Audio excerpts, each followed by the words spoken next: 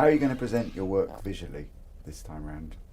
Tell people about the influences behind that. Please.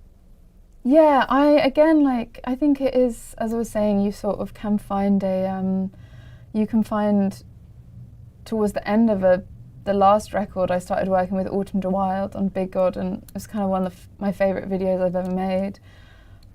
And she was sort of the only person I'd had in mind. Like I knew Big God felt like the start of something rather than, it was the last video of the last campaign, and it's like we really need to explore this further. So, and Autumn's a completist, and so am I, and so we were just like, let's do everything.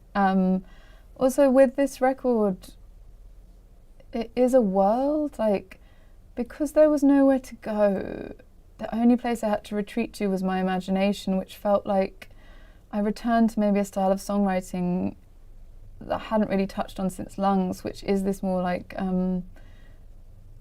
it's more this like gothic fantasy style of writing, but with a bit more self-awareness, I would hope. And so this romantic gothic style of wanting to give people that world visually was really important to me.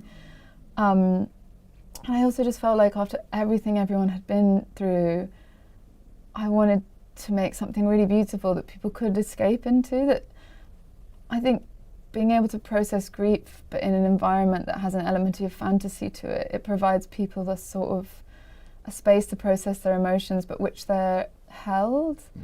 And I needed that, and I thought maybe people would need that too. So creating an entire world for the record was always really important. Well, I've not seen the artwork. Describe that to me if you can, please.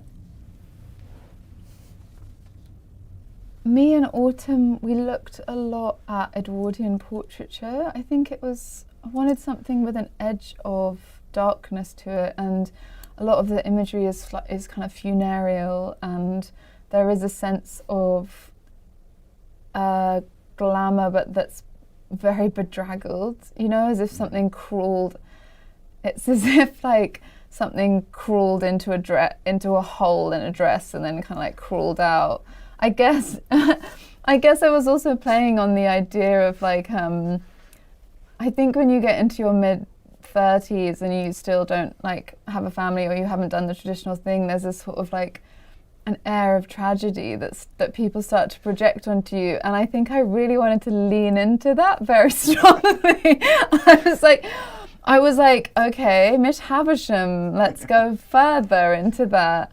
So I think there was this sense of wanting to lean into these sort of tragic mythologies, and so everything has this slightly like Edwardian Miss Havisham vibe.